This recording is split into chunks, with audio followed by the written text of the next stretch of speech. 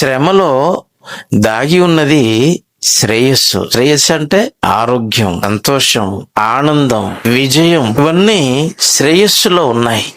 శ్రమ పడిన వారికి దేవుడు అనుగ్రహించే శ్రేయస్సు, శాశ్వతమైన ఆనందం, శాశ్వతమైన సంతోషం, శాశ్వతమైన విజయం శ్రేయస్సులో మనకుంది. ఈ శ్రేయస్సు ఎందులో దాగి ఉంది?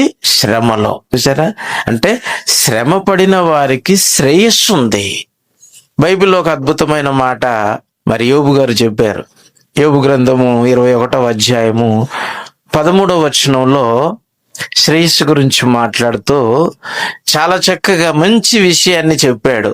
వారు శ్రేయస్సు కలిగి తమ దినములు గడుపుదురు. యోబు గ్రంథము 21వ అధ్యాయము 13వ వచనాన్ని జాగ్రత్తగా మనం చదువుతున్నాం. వారు అంటే భూమి మీద బ్రతుకుతున్న నరులు, భూమి మీద తమ ఆయుష్కాలములో బ్రతుకుతున్న వారు ఎలా బ్రతుకుతున్నారంట?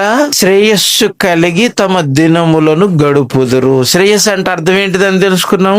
సంతోషం, ఆనందం, విజయం.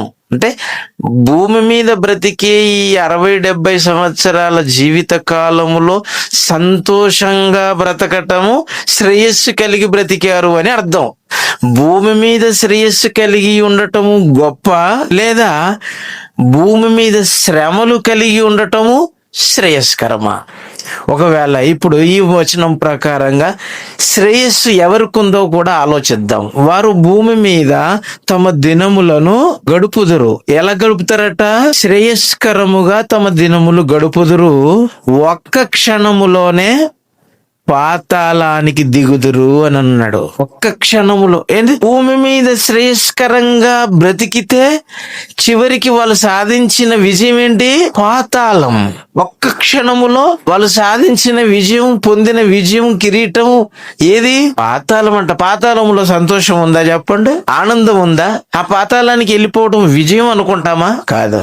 భూమి మీద శ్రేయస్కరంగా బ్రతకటం అనేటువంటిది మనిషికి శ్రేయస్సు కాదది. శ్రేయస్సు ఎందులో ఉంది? శ్రమను అనుభవించటములో శ్రేయస్సు ఉంది.